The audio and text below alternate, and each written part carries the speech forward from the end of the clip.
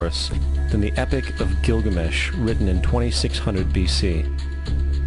This story talks of a great flood commanded by God, an ark with saved animals upon it, and even the release and return of a dove, all held in common with the biblical story among many other similarities. And then there is the plagiarized story of Moses. Upon Moses' birth, it is said that he was placed in a reed basket and set adrift in a river in order to avoid infanticide. He was later rescued by a daughter of royalty and raised by her as a prince. This baby in a basket story was lifted directly from the myth of Sargon of Akkad of around 2250 BC. Sargon was born, placed in a reed basket in order to avoid infanticide, and set adrift in a river. He was in turn rescued and raised by Aki, a royal midwife. Furthermore, Moses is known as the lawgiver, the giver of the Ten Commandments, the Mosaic Law. However, the idea of a law being passed from God to a prophet up on a mountain is also a very old motif. Moses is just another lawgiver in a long line of lawgivers in mythological history. In India, Manu was the great lawgiver. In Crete, Minos ascended Mount Dicta, where Zeus gave him the sacred laws, while in Egypt there was Meses, who carried stone tablets and upon them the laws of God were written. Manu, Minos, Meses, Moses. And as far as the Ten Commandments, they are taken outright from spell 125 in the Egyptian Book of the Dead. What the Book of the Dead phrased, "I have not stolen," became "Thou shalt not steal." "I have not killed," became "Thou shalt not kill." "I have not told lies," became "Thou shalt not bear false witness," and so forth. In fact, the Egyptian religion is likely the primary foundational basis for the Judeo-Christian theology. Baptism, afterlife, final judgment, virgin birth, death and resurrection, crucifixion, the Ark of the Covenant, circumcision, saviors, Holy Communion, Great Flood, Easter, Christmas, Passover, and many, many more are all attributes of Egyptian ideas long predating Christianity and Judaism. Justin Martyr, one of the first Christian historians and defenders, wrote, "When we say that he, Jesus Christ, our teacher, was produced without sexual union, was crucified and died and rose again and ascended into heaven, we propound nothing different from what you believe regarding those who you esteem sons of Jupiter." In a different writing, Justin Martyr said, "He was born of a virgin, except this in common with what you believe of Perseus." It's obvious that Justin and other early Christians knew how similar Christianity was to the pagan religions. However, Justin had a solution. As far as he was concerned, the devil did it. The devil had the foresight to come before Christ and create his characteristics in the pagan world. Fundamentalist Christianity, fascinating. These people actually believe the world is 12,000 years old. Swear to God. I actually asked one of these guys, okay, dinosaur fossils. He says, dinosaur fossils? God put those here to test our faith.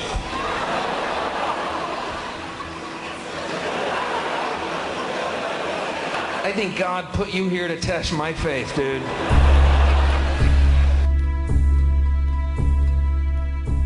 The Bible is nothing more than an astrotheological literary hybrid, just like nearly all religious myths before it.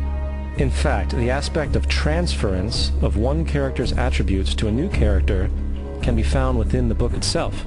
In the Old Testament, there is the story of Joseph. Joseph was a prototype for Jesus. Joseph was born of a miracle birth. Jesus was born of a miracle birth. Joseph was of 12 brothers. Jesus had 12 disciples. Joseph was sold for 20 pieces of silver. Jesus was sold for 30 pieces of silver. Brother Judah suggests the sale of Joseph. Disciple Judas suggests the sale of Jesus. Joseph began his work at the age of 30. Jesus began his work at the age of 30. The parallels go on and on. Furthermore, is there any non-biblical historical evidence of any person living with the name Jesus, the son of Mary, who traveled about with 12 followers, healing people and the like? There are numerous historians who lived in and around the Mediterranean, either during or soon after the assumed life of Jesus. How many of these historians document this figure? Not one. However, to be fair, that doesn't mean defenders of the historical Jesus haven't claimed the contrary. 4 historians are typically referenced to justify Jesus' existence. Pliny the Younger, Suetonius, and Tacitus are the first 3. Each one of their entries consists of only a few sentences at best, and only referred to Christus or the Christ, which in fact is not a name but a title. It means the Anointed One. The 4th source is Josephus, and this source has been proven to be a forgery for hundreds of years. Sadly, it is still cited as truth. You would think that a guy who rose from the dead and ascended into heaven for all eyes to see and performed the wealth of miracles acclaimed to him would have made it into the historical record. It didn't, because once the evidence is weighed, there are very high odds that the figure known as Jesus did not even exist.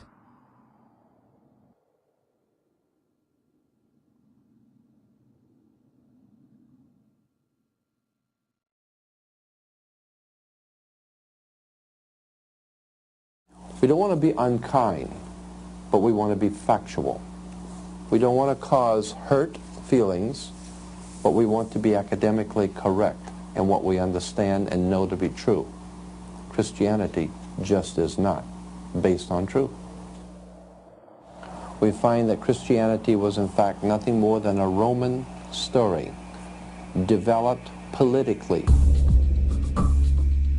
The reality is, Jesus was the solar deity of the Gnostic Christian sect, and like all other pagan gods, he was a mythical figure. It was the political establishment that sought to historize the Jesus figure for social control.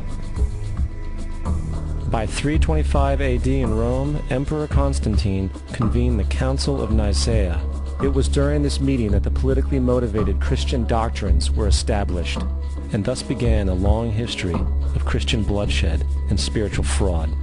And for the next 1600 years, the Vatican maintained a political stranglehold on all of Europe, leading to such joyous periods as the Dark Ages, along with enlightening events such as the Crusades and the Inquisition.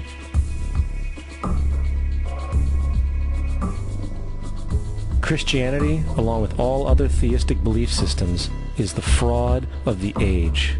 It serves to detach the species from the natural world, and likewise each other. It supports blind submission to authority.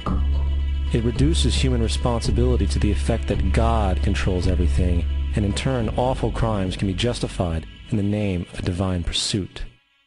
And most importantly, it empowers those who know the truth, but use the myth to manipulate and control societies. The religious myth is the most powerful device ever created and serves as the psychological soil upon which other myths can flourish.